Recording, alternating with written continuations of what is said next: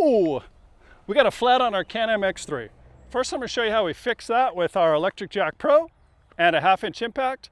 Then we'll get into everything you need to know to lift your X3 with this jack. Let's go. First, we'll stick the jack under the trailing arm. We're going to kick the pad in a little bit further than the top of the jack. That way we're under the load. We're going to get our 2 points of contact here on the pad and here up against the spring and lift.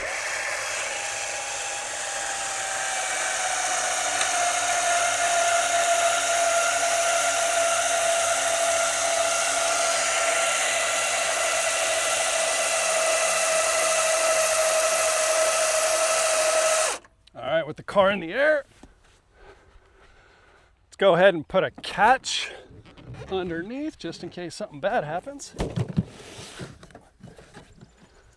All right, now we can pull off the lugs. Now, what I should say is if you don't have an impact and you're doing this by hand, do yourself a favor, break these loose before you lift. That way you're using the weight of the vehicle to hold this still instead of loading the drivetrain. But we have an impact, so here we go.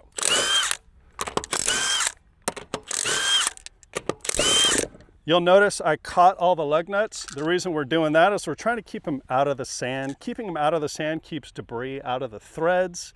If we get stuff in here, there's a chance when we go back on that we could gall these threads or mess up the stud, causing more work for us. Not something we want to do. Now, if one does happen to fall, no big deal.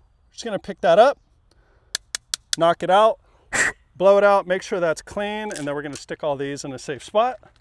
We'll get this guy off and get it replaced. Okay, so we get this new one on. There's a few things we want to do. The first is we're going to want to start these by hand, not with the gun. That way we know we don't cross thread any of these lug nuts. Damaging these studs is a pain in the butt, creates more work. So take the extra couple seconds, thread those on by hand. Now, with those installed, we can go ahead and tighten. We're going to do that in a star or cross pattern. And the reason we're going to do that, we want to make sure that the wheel pulls flush to the rotor. That way we know we have a good seat before we do the final tightening.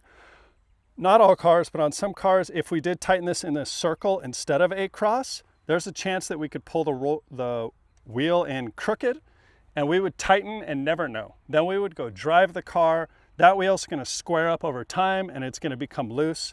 These guys fall off, wheel falls off, whole bunch of extra work that you didn't need to do if we just used the star pattern. So tighten that way.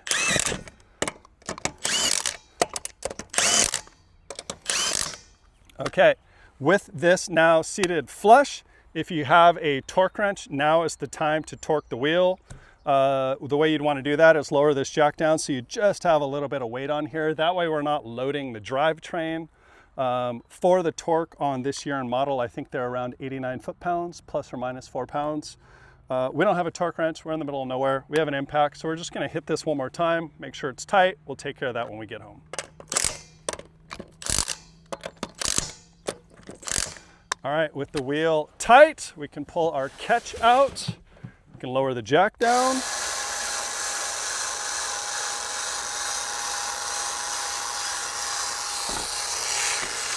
And get back on the trail.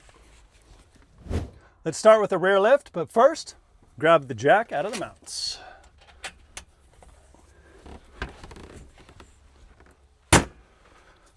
On the rear of the X3, our preferred lifting location is the trailing arm. What that does, it allows us to lift without having to pick through the suspension travel. It also gives us a great place to lift from while stabilizing the jack against the shock. Show you what that looks like. We're going to go underneath here. We're going to get our first point of contact on the bottom of the trailing arm. Our second point of contact is the jack against the spring. By doing this, we kind of stabilize the jack so we don't have to worry about it being nearly as tippy. So with that in position and this in position, we can lift.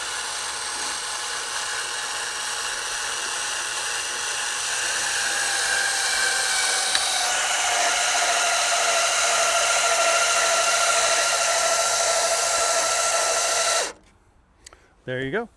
With the car in the air, now you can perform your repair. If you're not able to lift from the trailing arm, there is an alternate lift point here at the side of the car. If you feel underneath, you'll notice there's rivets just under the rocker panel. Those all attach to a tube running the length of the car. So what we want to do to access that is just get the pad adjusted height-wise.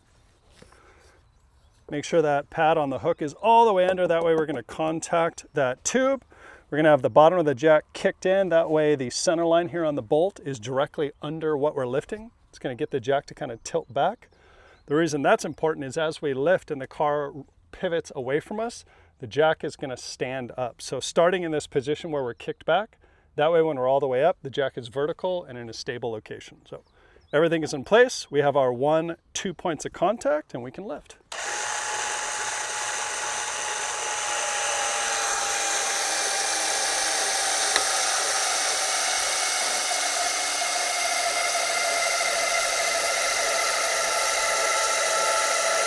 Oh, this is actually a really good thing to do. So you can see here the ground is actually slipping and the jack is pivoting away, creating a less stable lift. So instead of continuing and getting a super unstable thing where we wouldn't want to take the tire off, I'm going to lower this back down and show you how to fix that.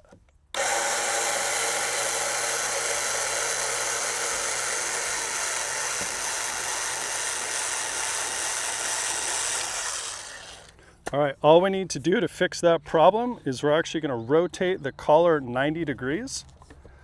That's going to take the pivot and turn it so that the pivot is now running the length of the car. Stick this back underneath. Now we don't have to worry about that kicking out from under us, and lift again.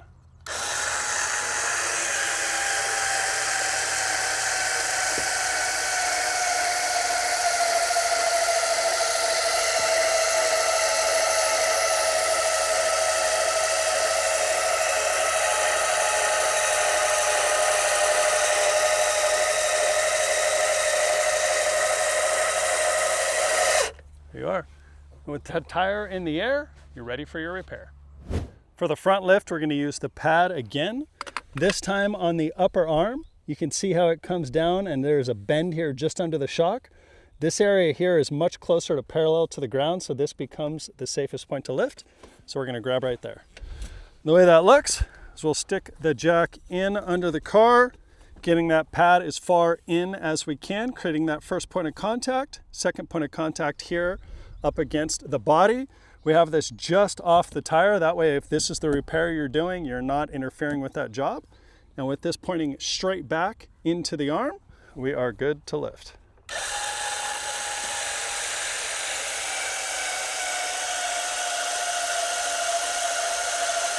And there you go.